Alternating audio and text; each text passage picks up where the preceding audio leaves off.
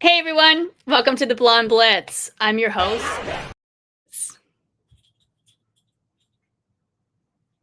God, week 7 is in the books, everybody. And let's bring on week 8. We have got a great show for you today. My special guests are the president and vice president of Off the Field NFL Wives, Tanisha Patterson Brown Esquire, and Dr. Hagar Elegandi. They will tell us all about what it's like being an NFL wife, all about the nonprofit and events that they have coming up this season. It is also October, and this means it's Breast Cancer Awareness Month. I wanted to dedicate this show today to Ramonda Jordan. She is the wife of Randy Jordan, Titans running back coach. She's one of the founding members of Off the Field NFL Wives. She is a breast cancer survivor, but is now unfortunately fighting again. I've had the pleasure of interviewing Ramonda and spending time with her at Super Bowl. She's a lovely woman. She's so special. And Ramonda, keep fighting, and we love you here at the Blonde Blitz. All right, guys, as far as the show, Brian Snow from Snowman in the Morning is here to help me out with week 7 hot takes. We also have Laura Barnes. She is an executive coach who works with the ecosystem of the NFL athletes, the wives, and the families. We will hear all about how she helps her clients. Brian Scott, host of the Injured List podcast, is here to talk league injuries. God knows there's a lot of them, right? Sports betting expert Alex White, unfortunately, is ill. She has the evening off. She'll be back next week, but fantasy expert Ballers Meg will be here to give her fantasy picks for week number 8. Intuitive Reader 333 Ask Carrie looks at her power deck for the Cowboys versus Broncos game. And finally, Ben Troupe, former tight end for the Bucs and the Titans, he's here to help me with week 8 game picks. We've got a packed full show. Let's get it started with headlines. I'm doing it live today.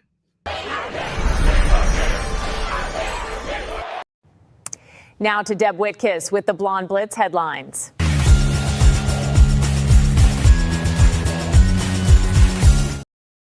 Week 7 had everything. Record-setting performances, statement wins, and defenses making their mark. 10 games were decided by one score, and 4 teams rallied from second-half deficits to win. The 49ers and the Bengals reminded everyone why they're contenders, while Green Bay and New England flashed defensive dominance. In San Francisco, Christian McCaffrey once again put the entire offense on his back, racking up 201 scrimmage yards, 129 rushing, 72 receiving, and 2 touchdowns in a 20-10 Sunday night win over Atlanta. We'll talk more later in the show about that. It was CMC's 12th straight game with 100+ scrimmage yards, continuing one of the longest streaks in modern NFL history. Cincinnati's Jamar Chase torched Pittsburgh's secondary with 16 receptions for 161 yards and a touchdown, setting a new franchise record for catches in a game and tying the NFL mark for most games with 15+ receptions and 150+ yards. On defense, Micah Parsons powered Green Bay past Arizona with 3 sacks and 4 tackles for a loss, while Kavon Chason fueled the Patriots' 31-13 win with 2 sacks and a scoop and score. Elsewhere, Grant Delpit and Sam Martin stood out on special teams, giving Cleveland and Carolina key field positions in their victories. No shock that all of these names I just mentioned were named AFC and NFC Players of the Week. All right, guys, that's your headlines for week number 7 of this 2025 NFL season. Now to Deb Whitcas with the Blonde Blitz headlines.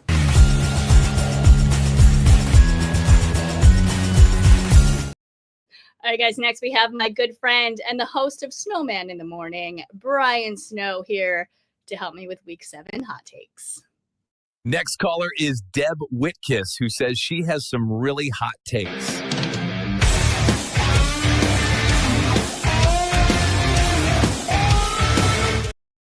Hey, Brian, how are you? I'm good. How are you, Deb? Good, hanging in. And everyone, just so everyone know, Brian is also doing tech for today's show. So thank you so much. Our tech producer Jason wasn't able to make it in today, but Brian is here, and we are so thankful. So what a bit of a wild week 7. I know you want to talk all about San Francisco, but I want to talk a little bit more about some of the other games before we jump to that one. What about the Steelers and Bengals game? It was a great back and forth game. Joe Flacco is back. He threw for 342 yards, only his second game with the Bengals. How far do you think they can go with Joe Flacco? Let's see. Let's rewind a couple of years. Remember what he did with Cleveland? Yeah. Yeah. So Cleveland stupidly lets him walk to Cincinnati, and then Cincinnati decides to punch Mike Tomlin in the mouth by hanging 482 yards of offense on him.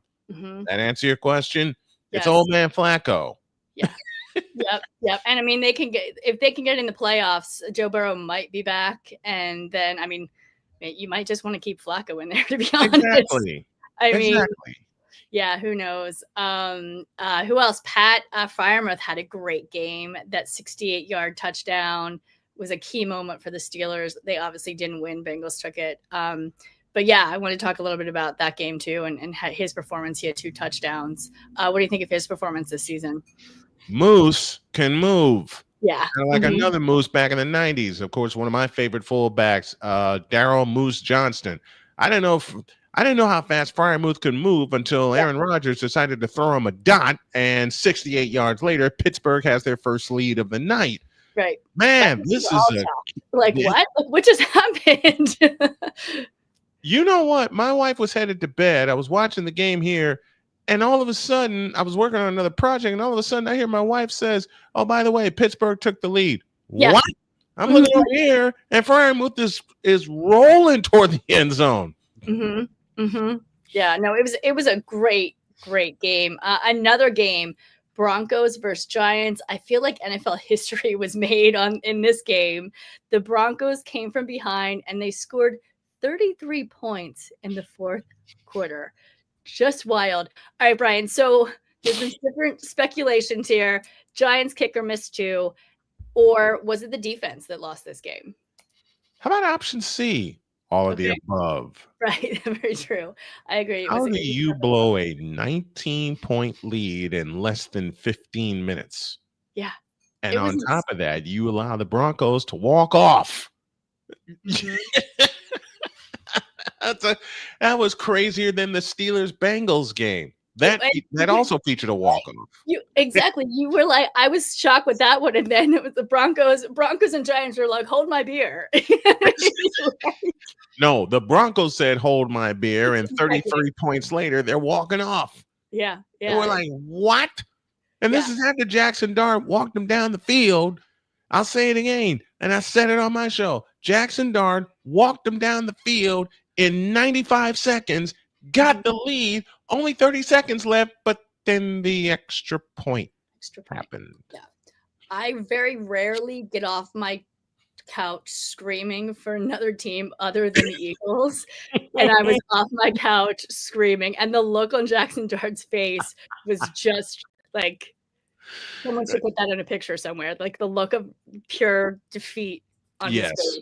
And I like Jackson Dart. We all know this. I like what he's doing for the Giants. But yeah, that game, woo! Yeah, the defense definitely, someone needed to get fired. Yeah, someone needs to walk back to New Jersey after that. Yeah. All right, let's move on to the Dolphins-Browns game. Tua Tagovailoa benched for Quinn Ewers after throwing 3 interceptions. We have heard that Tua will start in week 8, but should he? Why? Mm-hmm. Why? You were going to say that. I know you so well.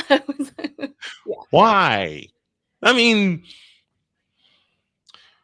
when your first pass of the second half winds up in the opponent's hands, just give up. Surrender your playbook, please. Yeah. The Dolphins just not clicking this season. I don't know if Tua's too many concussions. He might have needed to retire after the last one. I like Tua too. I've liked his performance in the past, but it's just nothing is working this season. I think Tua hasn't been great since Alabama. That's true. When he I don't agree with you on that one. But that's true. I actually when you said that, I actually the day that happened, I was actually with his agent at a convention, and the agent actually gave Chris Cabot, and I listened to all of the phone calls because he gave me a ride home.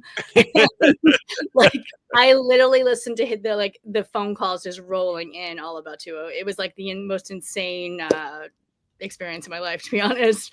But yeah, it was a bad day. It's and a lot of people think, oh, you just don't like Tua. No, Tua is a fabulous athlete. He just hasn't been the same since he broke his hip. Look at his throws. Look at his steps. Look at the way he steps into it. And Tua's a lefty. Tua's a lefty. Big problem. Then, of course, 3 concussions in 14 weeks. The last one against Cincinnati 3 years ago. That should have been it. But he's still allowed to play. Yep. That's the problem. He's not going to give up. That's the thing. Like there was absolutely no way, but he should start thinking about it. I think personally, I think Quinn should play, and it might put a spark back into the Dolphins. All right, let's move on. We got 5 more minutes. Let's move on to the game you want to talk about. All right, I have to admit, 49ers Falcons. Brian, I owe you an apology. I picked the Falcons. I said they were going to win this game. They did not. I did not think CMC could carry the entire offense and the entire team on his shoulders. Really? I will say it. Really? Obviously he did. I sound like my wife. Really? I mean, how many times am I like, I love this person. I love this player. Right. CMC is amazing. He's not even human, but I just didn't. I thought, it was him against the entire Falcons team, and let's admit it. There's a lot of talent on that Falcons team, right? Oh, They click. Bijan Robinson looks like a guy straight out of a video game, right? But I was wrong. I'll admit it. Moving forward, what are you hoping for San Fran? As long as they keep winning, whatever they get from here on out is gravy. And how about a little love for Mac Jones? Yeah, Mac is doing. I mean, he didn't do well with the Patriots, but he's absolutely shining with San Francisco. I like him just as much as Brock Purdy, to be honest. Yeah, that it's the perfect 2 quarterback system. Now we don't know how long Purdy is going to be out, and he's going to be out. I fear a lot longer than people anticipate. And it's a turf toe that he's dealing with. And if you want to know about turf toe, there's a podcast featuring one Jason Kelsey, who dealt with turf toe several times. So I took a listen to that, and I have a fear we won't see Purdy until like deep into the second half of the year. But as long as a beat up Mac Jones, who torched a couple teams for 300 yards, including the Rams, while dealing with an oblique injury, and as long as there's Christian McCaffrey, and as long as there's Mac Jones, and as long as there's playmakers on defense, they'll get some reinforcements back, including one George Kittle, who returned this past Sunday and blocked his tail off. Yeah. He didn't get as many targets as I thought he was going to get, but he still definitely worked it, right? Yep. Yeah. Absolutely. You just have to give kudos to San Francisco right now, who in essence have a 3-game lead in the division because they beat everybody else in the division so far. Right. And we even talked about, we knew it was going to probably come down to 49ers and Rams here in the end. But let me go a little bit to the Rams here. Matthew Stafford is now in MVP talks. I thought he should have been there from the. You think so? He's passed for 1,866 yards and 7 touchdowns so far this season. I'll repeat my question. Why? It's Matthew. He's one of the top of the league right now. Are you kidding me right now? Okay, let me weigh this. Old man Flacco, old man Stafford, they're even, and plus the Rams have a better record. So I'll give you that. But pump the brakes on the MVP conversation. Okay. We see the Rams in week 10 then I'll make my judgment. Is that fair? That's fair. That Is is that fair? fair. I'm going to keep Now, that. now watch what happens. Now watch what happens. I say that, and Matthew's going to go on a streak of 300-yard games until he comes to see us in Santa Clara. No, let me stop kidding. Matthew Stafford is right there. Yep. Okay, Matthew Stafford carries this Rams team as far as he can, and you know, even without Nakua, they're on a bye week this week. Good for them. They get to rest, and then they get to come home. But I'll tell you what, man, Matthew Stafford's still doing it, and he's doing it more in Los Angeles than he did in Detroit. Remember, he gave Detroit 12 seasons. And he also has his back. You know, like everybody was so worried about his back. Garoppolo took over for majority of training camp, and but he hasn't shown an inch of a back injury. You know, like by his play. No, and the only reason why I brought this up was because Baker Mayfield, again, great quarterback, has been in MVP talks. So I was like, if Baker Mayfield is in MVP talks, Matthew Stafford should definitely be in MVP. Baker Mayfield lost to Seattle. Well, at 10 in the evening. He legit shit. Like he played horrible the last game. Like that's why I was like, what just happened? Where's my Mayfield? As much as I pick on teams and he lost to Seattle when the game started at 10 o'clock at night. Yeah. No one was supposed to see that result. Okay. Although we picked it. We did. We did. I like Sam Darnold too. But I was like, "Ooh, Darnold against Mayfield." I just couldn't believe how much he shit the bed. Anyway, finally in our hot takes today, Brandon Graham, TE the Eagles is back. So excited. Which means of course, Deb's excited because first of all, I get to play this. Right.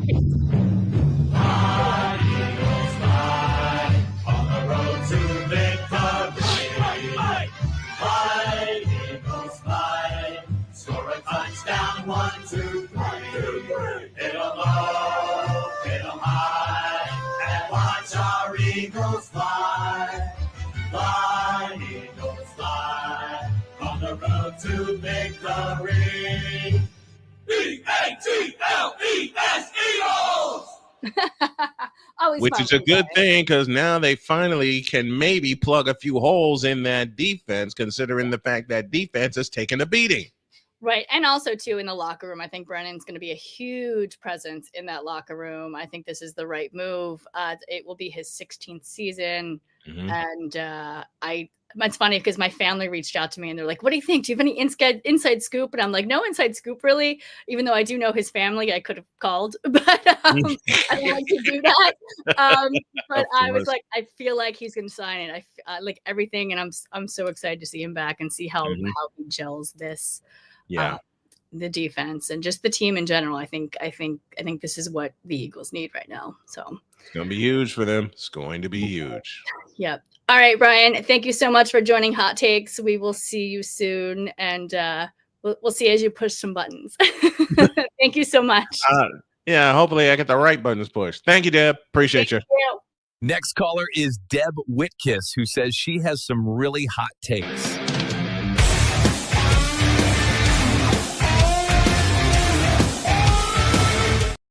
All right, guys, I'm so excited to have my special guest this week. They are the president and the vice president of Off the Field NFL Wives, Tanisha Patterson Brown Esquire and Dr. Hagar Alagandi. They are here to tell us all about being an NFL wife, all about the nonprofit, and the events that they all have coming up this season. Ladies, let's go.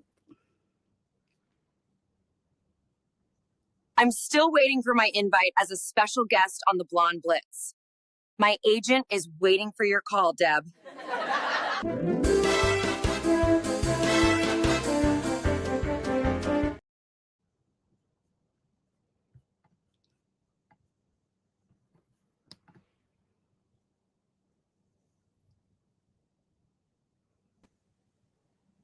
Hi, Tanisha. Thank you so much for coming on the Blonde Blitz this evening. How are you? I'm doing well. How are you? Good. I'm so excited to have you guys on. Had you on last year, did some work with you guys at Super Bowl. So I'm excited to hear what you have coming up this season. First of all, though, just for our audience who isn't familiar with Off the Field, Who are you guys, and explain the community of women. So we are, well, first of all, thank you so much for having us. We are so excited to be here and just really sharing all the things off the field. And I am president of Off the Field NFL Wives Association, which is the official NFL Wives Association for current and former player wives and significant others. Mhm. We have been around since 2006 officially, but unofficially since for almost 25 years. We'll be celebrating our 25th annual charity fashion show in San Francisco on February 6, 2026. And we're very excited about that, and amongst all the other things that we have going on in our community programming. Awesome. Talk to me a little bit about the sisterhood that is OTF. Well, off the field, we operate on 3 pillars. It's sisterhood, service, and support. Mhm. And the number one thing is sisterhood. How do we bond together? How do we support one another? How do we make sure that we as a community can be there for one another through every single transition? So whether you're coming in the league as rookies or being traded or being cut or, getting that next big deal, or as you're transitioning out of retirement and then moving on into that second career period, we are here to support the community of women throughout those transitions, and also the NFL families. Because a lot of times you see the units where you're supporting the players and then you're supporting the wives, but there's no community where you're actually supporting the entire NFL family. Right. And what was it like when you first came into OTF? Honestly, I will tell you the story. My first kind of opening into off the field was during my baby journey. Okay. And I had 2 off the field members at the time who did not know each other, were totally isolated situations, offered to be my surrogate. And that was such a selfless thing, and honestly opened my eyes to the NFL wives community. They figured it out. They had worked it out, talked to their husbands about it. And then I ended up getting pregnant naturally, which was nothing short of a miracle. But it was just the blessing of having them even offer that and just be so sincere and considerate. And that was something coming directly from my NFL sisters. So for me, it was just kind of like an extra push for me to go out and make sure that I get more involved and spread that love to other women within our community. And talk a little bit about the community and what is available to everyone who's a member. So as a member off the field, obviously you have access to all of our corporate partnership relationships, which we cultivate to make sure that we're pouring into our community. So whether it's things that are based on financial education, financial literacy, if you have children who are in college, we offer scholarships as well. We also offer NIL education. We provide emergency financial assistance for our members who may be going through some things financially, whether you are going through a divorce or you're a widow, or if you are just having some financial struggles, we are here to offer that grant assistance as well. But we have discounts. We have partners like Lululemon who are just so great to us and take care of us and take care of our members. Excuse me. And we want to provide just unlimited resources, as many as we possibly can, to our members and vet people. That's important. We want to make sure that as a community, we don't allow someone to come in and take advantage of us. So we also have like that vetting process, very similar to the NFLPA, very similar to the trust. And our goal is to be the premier resource for all of the current and former player wives and significant others. And how many members do you guys have right now? So we have about 600 members right now. Okay. That's amazing. And it's all across the US? Yes. So we have 30 chapters in all 30 NFL cities.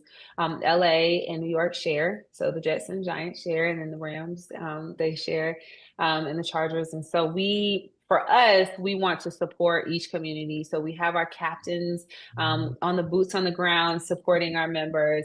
And then we also have our national events. Obviously, we're in our national partnerships with the American Heart Association and USA Swim Foundation as well. Absolutely. And I actually was at a Super Bowl event with the Heart Association, and Dr. Hagar, who is, I believe, is the head of the community events. She was there, and that event was so special to see the kids learning how to swim and to learning CPR, and it was just such an amazing event. Tell me a little bit about the events that OTF does, provide throughout the year.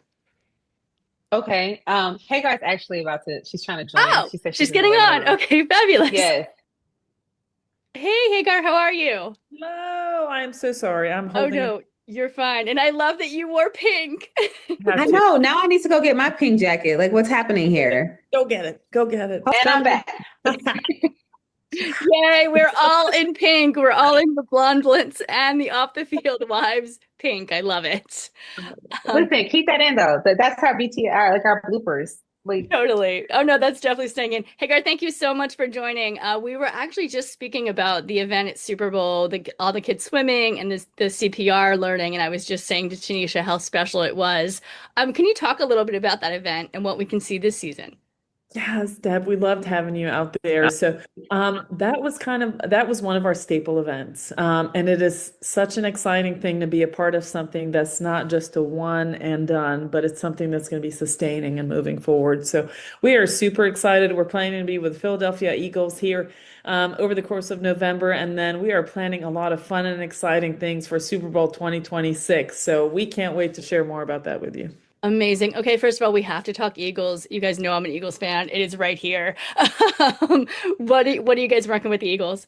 Yeah, so we just came out. So this past week we had a Girls in Flag event where we were partnered with the Philadelphia Eagles and the American Heart Association. We hosted 150 girls from the local communities in Philly, and they came out and they were swagged out with Lulu swag, sports bras that were fitted by the Project Heartwarm. Am I pronouncing that correctly, Tanisha? Operation Warm. Operation Warm.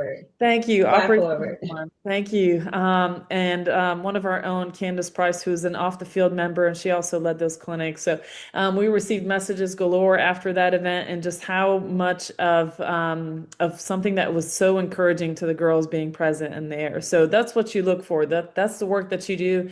Your aim is to make some sort of impact in the lives, that you touch in some capacity. So it's awesome to see that that come to fruition.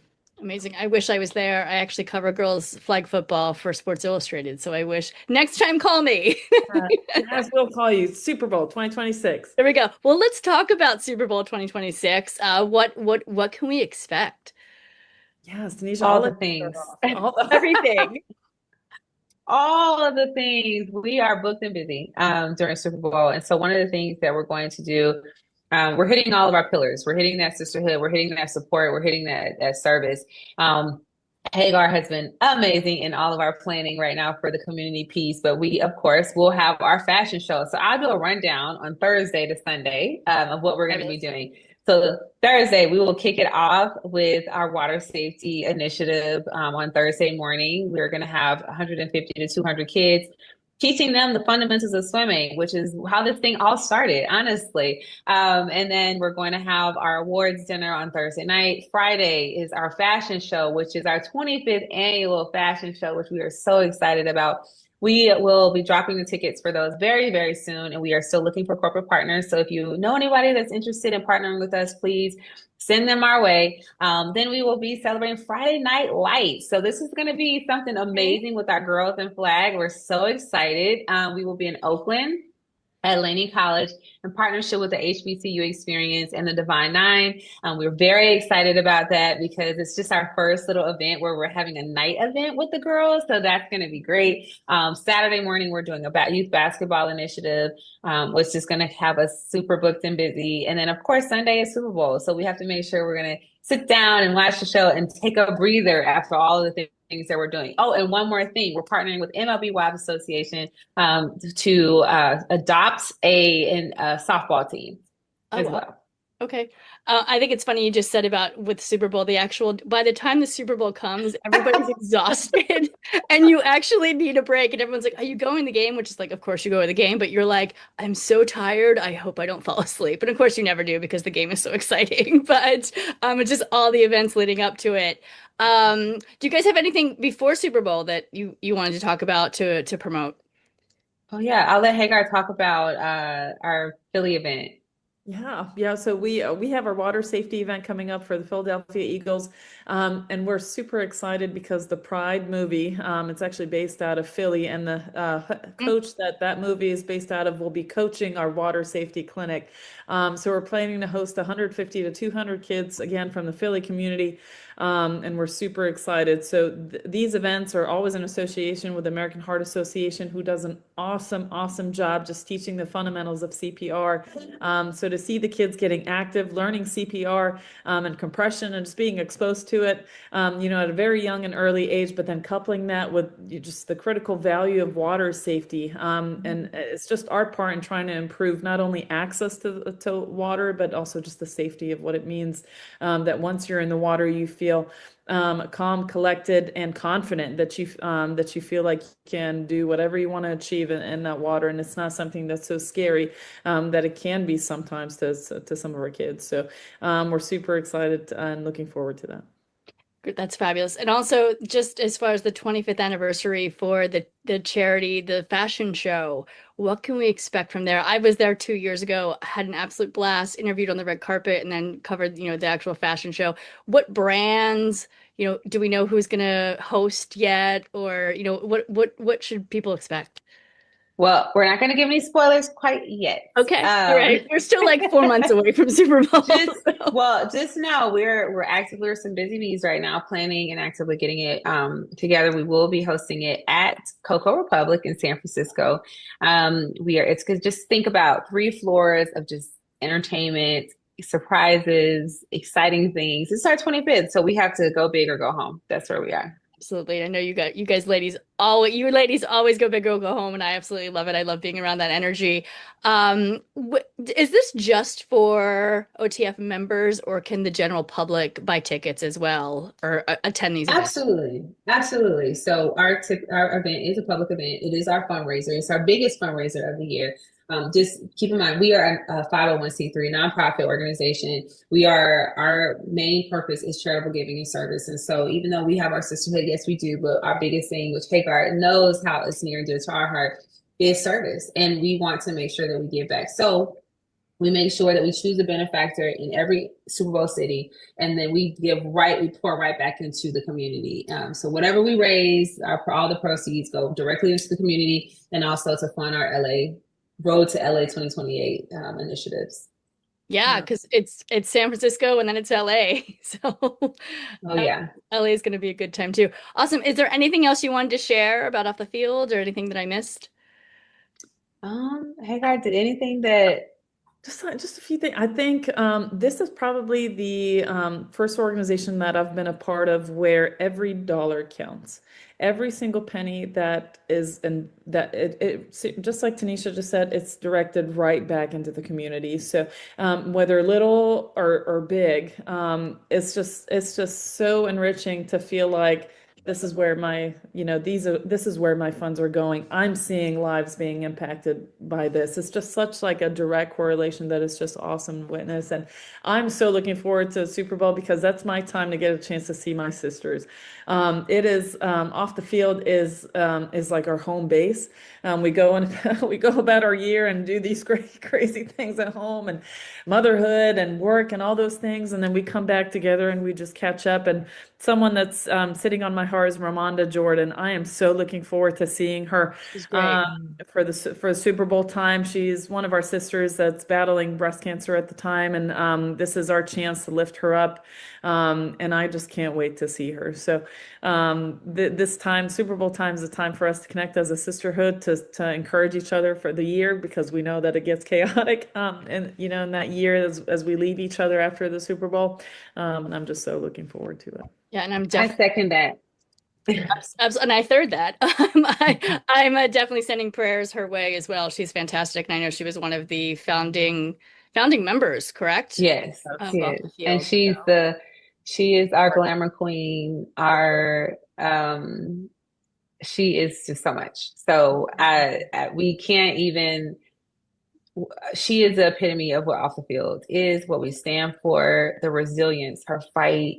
It is Breast Cancer Awareness Month, so we must acknowledge her, and then just how she just keeps showing up and just keeps pushing us forward and loving on us and pouring into us. And that's what it's about. It's about that mentorship, about the sisterhood, and just standing up for one another consistently throughout every season. So this message, this our moments here in Hagar and I together, this is in honor of Ramada and her resilience. And we love her so much. And we are just so grateful to our founders, because without them, we would not be here. And so the 25th, right, to me, this is just about like acknowledging so much work and effort that they have put forth into this organization, poured into their families, their husbands, like sleepless nights, pouring into something just to make the community better. And so for me and for Hagar and I, we are so honored to serve as president and vice president at this time. We are lucky and blessed to be president, vice president, as we are serving in this 25th year. So I'm happy. I can't wait to see those 10,000 children that we impact by the time we hit LA 2028. I can't wait to see. I want the founders to look back on this and say, we did job well done, sisters, job well done. Yeah, we did that together. As I'm sure you will, Ramada, we're thinking of you. And ladies, let's have some fun at Super Bowl. We'll see you then. Thank you. Thank you. All right. In addition to the NFL wives, I also have Laura Barnes on the show tonight. She's an executive coach for the NFL ecosystem. And what I mean by that is her clients are wives or family members of the NFL athletes. I'll let her tell you more. I'm still waiting for my invite as a special guest on the Blonde Blitz. My agent is waiting for your call, Deb.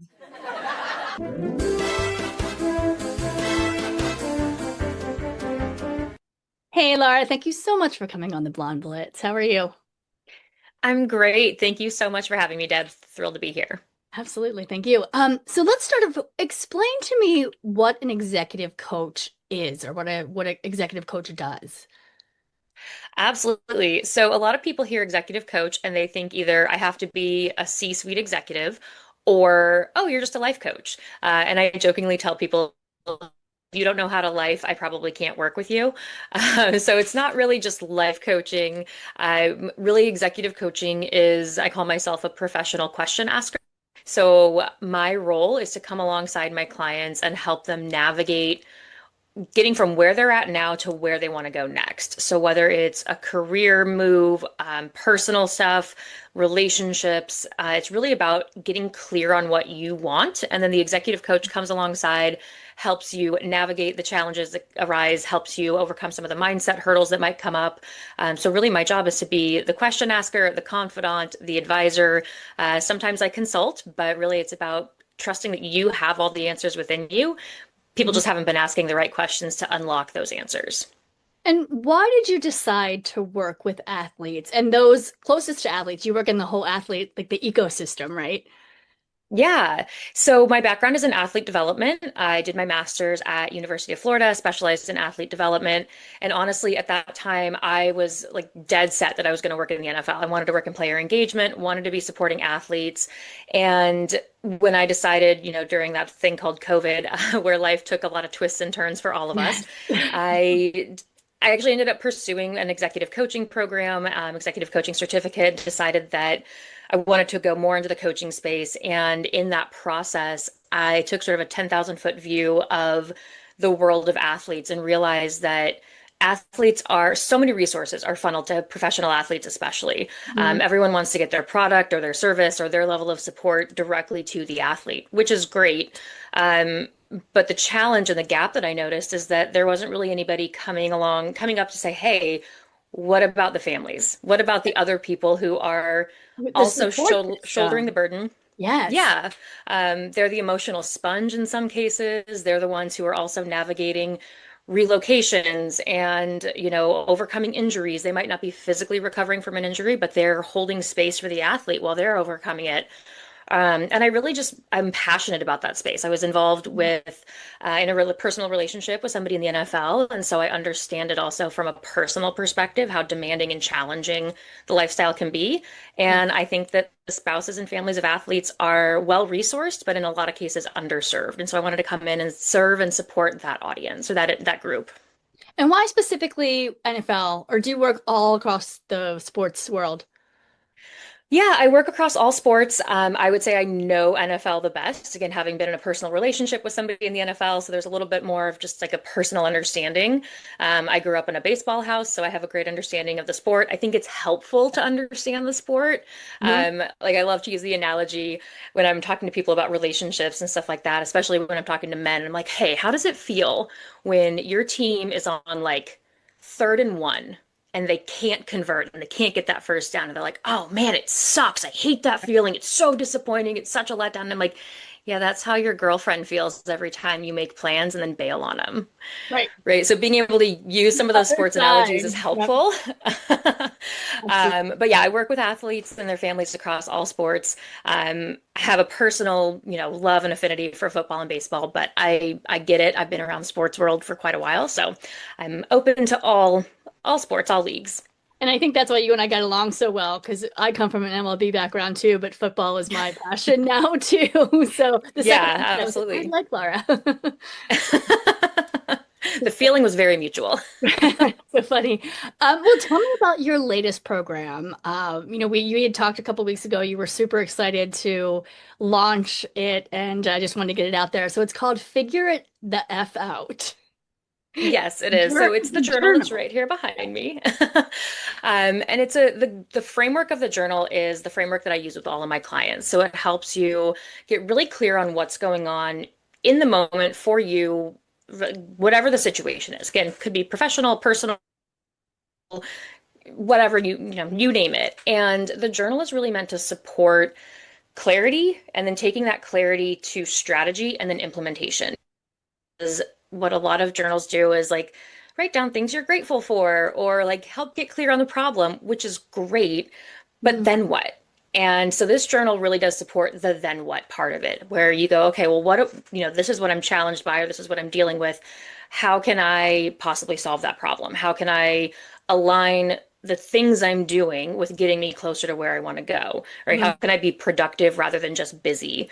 And so the journal is sort of like a DIY version of coaching and has some of my favorite resources that I've amassed over 15 years in this industry, resources, exercises, tools, and I love it. I think it's a great sort of toe dip into the world of coaching and up leveling in whatever area you're ready to up level in. And how much does it help that you're actually journaling and you're actually writing stuff down? Because I know personally I'm a visual person, so I like to see writing. I like to see something, and then I almost like a vision board. You know what I mean? Like, how does that help? Oh, no, Canoli loves it. Sorry. No problem. It helps in so many ways, right? So part of it is, and I've noticed this with a lot of high performers, I know it with myself, when the wheels are turning up here, it's like you can't get out of it. You can't get off the hamster wheel. So journaling in some cases is your opportunity to just brain dump and get it out of your head and onto paper. And then you can go back and look at it and sort of sort it out and figure out what to do next. People who are visual, I love the type A's who love the checklists and I'm just going to check things off and that sense of accomplishment. Journaling also helps with that. I think it's also great because it's a really cool way to reflect back and see how far you've come and to see the things you have accomplished and in some cases, maybe how far you haven't come. And when you realize how this is what I wanted and I didn't quite get there, it's a data point, right? Opportunity to go, maybe I need more support in that area. Maybe I need a different approach in that area. So having it written down is an accountability tool, right? When it's in pen on paper, you can't deny that you said it or wanted it or thought it. And it helps you kind of look back on it and be like, oh, wow, I've done way more than I realized, or I missed the mark and I need to make some adjustments. Absolutely. I remember looking at my vision board 10 years later and I was like, oh my gosh, I got most of this done. Who would have thought? It actually came as a shock to me. So I loved journaling. I loved this concept when you brought it to me and definitely wanted to talk about it. So Laura, where can our audience find you? Yeah, so I spend a lot of time on LinkedIn, honestly. So you can find me under Laura Barnes on LinkedIn. I'm also available on email, laura@leadershipbeyondsport.com. Website is leadershipbeyondsport.com as well. And so that's where you find me. I mean, my whole focus is helping people figure it the F out. So if there's something that you're challenged by, not quite sure about, don't quite know how to dissect and fit and strategize on, like I would love to support anyone in your audience for that. Awesome. Thank you so much for stopping by. Yeah, thank you. All right, guys, there have been a ton of injuries this season in the NFL, and here to talk all about the latest ones is Brian Scott from the Injured List podcast. It's time to get your latest NFL injury updates with Brian from the Injured List podcast. The doctor is in.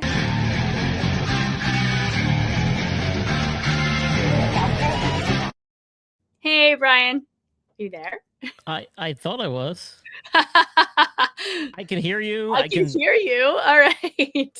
Well, let's go with it. Mike Oh, Evans. this is terrible. Maybe I should exit and come back in.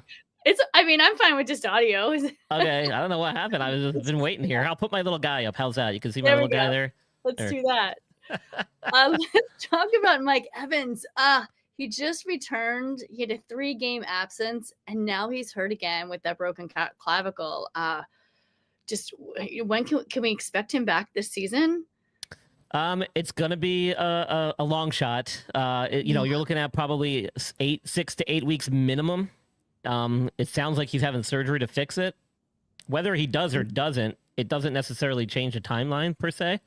It's still going to take about that long for that clavicle to heal.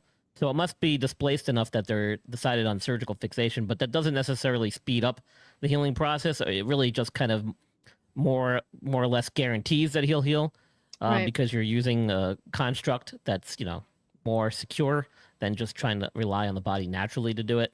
So it doesn't necessarily, unfortunately, speed things up. Ugh.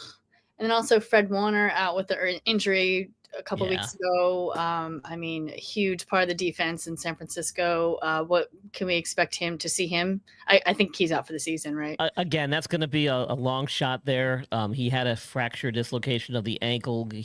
From what I understand, he may have already had surgery.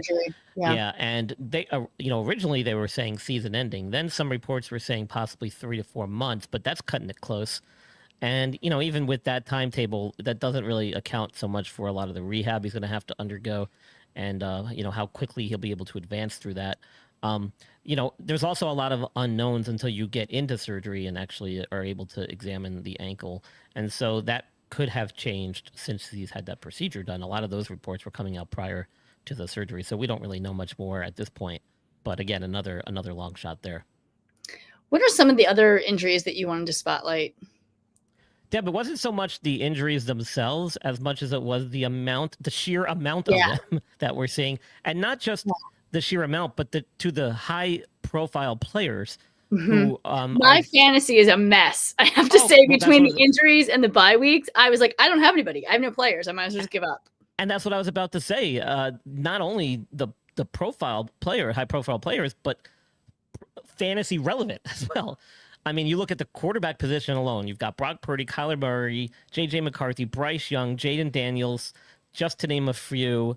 Who else? Will Levis was out before the season even began. I mean, you just go down the list, right? We got some reports already this week that we know a couple of guys are going to be out who people have been expecting or hoping will come back this week. I won't get into too much detail. I'll leave that a little teaser out there. But we've already got some quarterbacks that they've said they're not going to be ready for week 8. So, and then you go down to the skill position players like the wide receiver core. I mean, absolute decimation, especially if you're a San Francisco fan. They've just been hit with injury after injury after injury. The fact that they've actually got a winning record is quite remarkable, what they've been able to do. And let's keep in mind that... Yeah, and he's the healthiest guy on the team. And let's keep in mind that they're playing with a backup quarterback who's been injured as well and playing through injuries. So it's been pretty remarkable what's been going on this year. Brock Purdy has the turf toe. Exactly. And there was an article in Forbes earlier this month that was looking and suggesting that there may be an uptick in injuries to key players this season. And while statistically it hasn't really proven anything as of yet, that may change as the season progresses. There are some things that, are set off alarm bells. And these are things that have historically popped up in the past. Concussions, changing the kickoff seems to have helped that. field surfaces, length of schedule being different than years past. But one thing that was mentioned, and I actually appreciate the fact that they mentioned this, was the fact that a lot of these athletes earlier in their careers have really specialized in one sport and one sport only, and that's football. And what that does, we've seen this across all youth sports within the last decade or so. What that does is it really sets up a recipe for overuse injuries in younger athletes. And what ends up happening is, you get a guy like Malik Neighbors, first, second year in the league, Odell Beckham Jr., first, second year in the league, who are having major season-ending injuries so early stages in their professional career.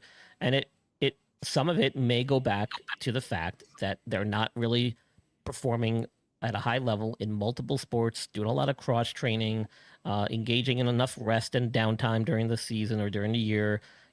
These guys are playing flag football, tackle football, indoor football, arena football, and they're just hitting the gym and doing the same exercises and the same activities over and over again throughout the year with very little downtime.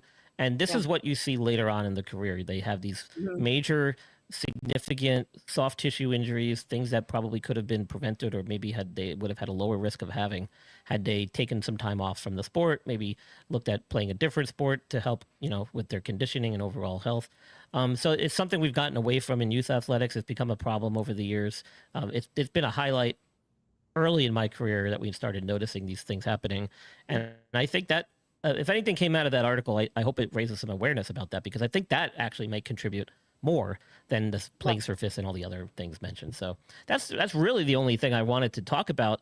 I mean, we could go through. I have such a long list, Deb. I don't think we even have time. We don't have time. We don't have time at this point. It's crazy. It's just and too long. Every day I'm adding 2 or 3 players, but the problem is the guys that are already on the list aren't even coming back yet. Right.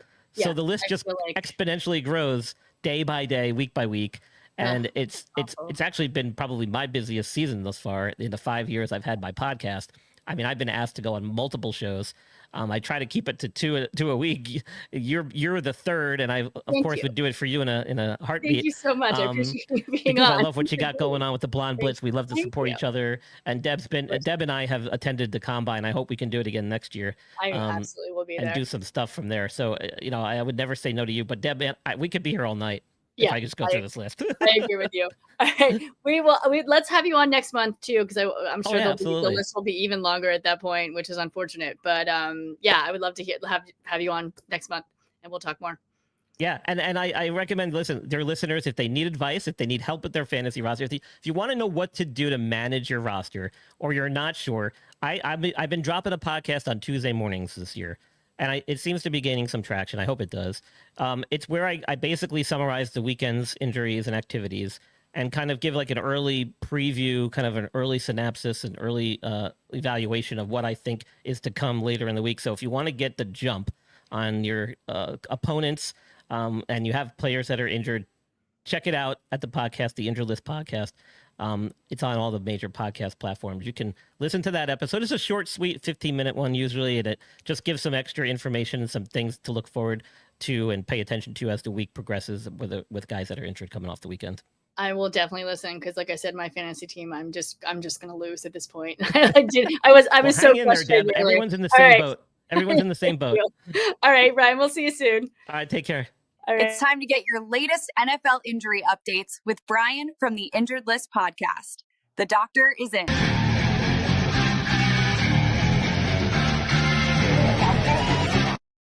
All right, guys, let's get into the game, shall we? Sports betting expert Alex White, she's off tonight. She couldn't make it. She wasn't feeling well. Alex, please feel better. But we do have Ballers Meg here with her fantasy advice for Week 8. When I'm looking for fantasy advice, I listen to Meg from TSS Fantasy. Hi guys, Ballers Meg coming at you with the fantasy football section of the Blonde Blitz podcast this week, and I have got some recommendations for people you should be looking to pick up wherever you possibly can. Starting off over at the Browns, who have got a matchup against the Patriots this week, and I would be taking up Quinshon Judkins wherever I possibly can. The man is a machine. If you watched him last week, you will have seen him at the Dolphins absolutely tearing it up and putting points on the board left and right. I'm hopeful that he's going to continue that this week. It's not as easy of a matchup, but I do think that he can run all over that Patriots defense and get some real decent points. So Quinshon Judkins is my pick one of the week. Next up, a little bit of a homer pick for me is Drake London. We have got the Dolphins this week. We have seen how bad the Dolphins are. We've seen how good Drake London is. I am so excited to see what he can do this week against that Dolphins team who are really struggling. Finally, we've got DeAndre Swift at the Chicago Bears. They're facing off the Ravens this week. The Ravens, as we know, are not on top form, but DeAndre Swift absolutely is. He was phenomenal last week. I cannot wait to see what he can do this week, and I think he's going to be getting us all the points that we need to make sure we are securing those fantasy wins. If you would like some more hints, tips, tricks and advice for all things fantasy football, please make sure that you follow me across all social medias at Ballers_Meg, and also check out our TSS Fantasy Show, which is on a Sunday morning wake-up time before the games start. We talk you through all the last-minute hints and advice that you could possibly need.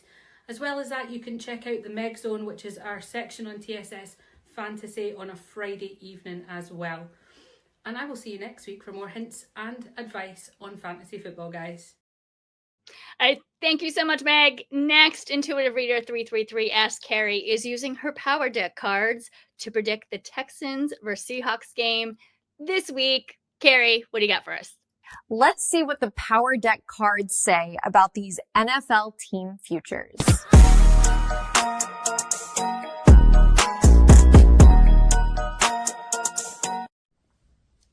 .333 Ask Carrie here, ready to give you predictions for Week 8 game, Dallas Cowboys versus the Denver Broncos. And I will be using my Power Deck. So astrologically speaking, there are so many different transits going on, but let me give you the top 3. We have the new moon in Libra, which is a planet of harmony, definitely relationship building or fine-tuning relationships, along with boundary setting and better communicating through expression. And then we have the Scorpio season coming upon us, and Scorpio is like the planet of death, rebirth, transitioning, transformations happening. And no doubt there are going to be some situations that are kind of going to play out like the Matrix. So in other words, you know, in this particular setting with football, it'll probably be like out of nowhere, the team just shows up and starts really performing. So that kind of had a little theme last week for the Denver Broncos against the Giants, right? They didn't even show up until fourth quarter, you know, and came back to actually win the game by 1 point. Amazing. But will they be able to do that again? They do have home field advantage, but let's just see. And then we have Jupiter, which is the planet of luck and expansion, which is definitely going to give both teams kind of an advantage given their signs that I've seen, but especially for Dak Prescott. So Dak Prescott notably has Jupiter in the sign of Libra. And so that, you know, Dak is definitely going to be able to show his strength in leadership. He definitely is going to be having a very strong game, however, himself. But will his teammates be able to really show up? We have CeeDee Lamb, who is an Aries, and so his energy is very frenetic right now because we just had that full moon in Aries. So he is definitely a power player for this particular game. Is he going to be able to, you know, outsmart, outwit, outscore the Broncos? I'm not sure, because that home field advantage is really kicking the Cowboys' butt this particular week, I think. Scorpio season, I feel Rob Walton, owner of the Broncos, is going to go behind the scenes and use his negotiating style and presence to kind of tweak some things in the background. We may not get to see that this particular game, but be on the lookout for it in the upcoming few games, okay? And then Bo Nix, quarterback, Pisces. He's a Pisces. Pisces is a water sign. Yes, it's very ethereal, but it just came out of a lunar eclipse, and lunar eclipses release energy. Guess what? I was like, why is it that he is having such a powerful season? Like, he is just on fire with wins.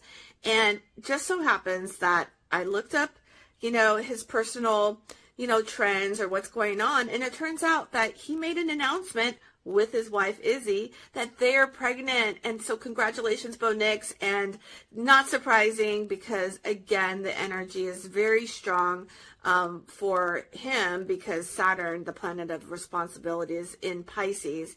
And that's going to be happening until February, and that's probably about the time that they're due. So no doubt that he's going to be able to charge through, and it's a very interesting, anxiety-ridden time for him, but he's using that energy to really charge forth with the wins. So what are the scores going to be? How are they going to really play? Again, using the power deck, let's go with Seattle first. Unfortunately, they get the 5 of diamonds, which is kind of like a career upset. I think Dak, even though he has some good qualities and running potential, I just feel like that's not going to amp up for you. They are going to have some key plays being made with the 9 of diamonds, but overall they get the 8 of spades, which is kind of like they're going to have to walk away and kind of have a little bit of a decline in their performance. In regards to the Denver Broncos, we have the ace of spades. So they had a clincher win last game. That's in the recent past. And then we have the 2 of hearts. They're on home field, so they're the most appreciated and loved. And then we have the 4 of diamonds, which means that even though they played well, they got the win, or they might get the win here, it looks like that they will start building up more energy and keeping up the momentum of that particular game. So that's what we have. And I feel like the final score being 21 Cowboys, 27 Broncos. Good luck, guys. Have a great week. Let's see what the Power Deck cards say about these NFL team futures.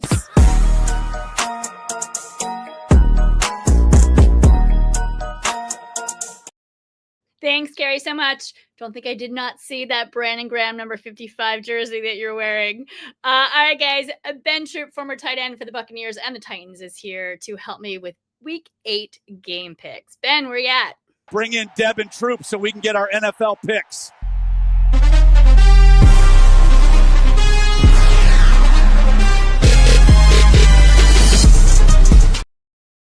Hey, Ben, you there? I'm here. I'm looking right at you. There he is. All right. We got him.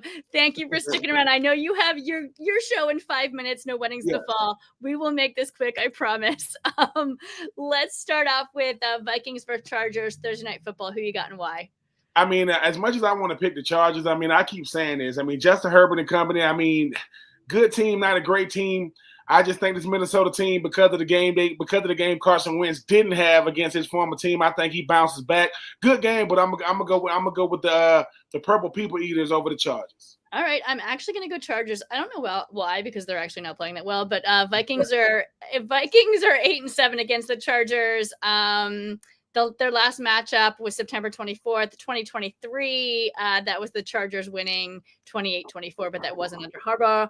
The last time they played, Keenan Allen had a career day with 18 receptions for 215 yards, the only 200-yard game of his career, which is crazy. LA's 2-point favorite.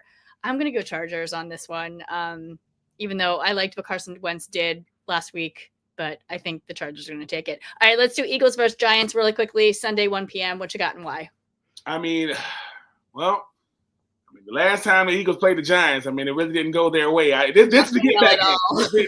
This is like what Scatterboo is doing, like what Jackson Dart is doing. Yep. Love the fact that these 2 young rookies are the reason they are becoming must-see TV. But the Eagles are like, dude, either the Eagles are going to get some get back saying that was that was really a fluke the first time they played, or the Eagles is coming in with a lot of confidence. The Eagles defense gave up 33 points in the fourth quarter. 30. I don't think that's going to ever happen again there. But I got the Eagles bouncing back in a big way. And hopefully, the real Saquon Barkley will finally stand up in 2025. Yes. Don't know what's been going on with him this year. Still the same player, not the same production. I think Saquon has a breakout game, or at least they're going to try to call a game for him to have a breakout game. I agree with you on that one. I think this is going to be Barkley's breakout game. I think the Eagles are embarrassed that the Giants, clobbered them when they played them 2 weeks ago. I still don't love the fact that they just played them, but it is what it is. That game cannot be repeated. The Eagles are wearing Kelly Green. Super excited to see that.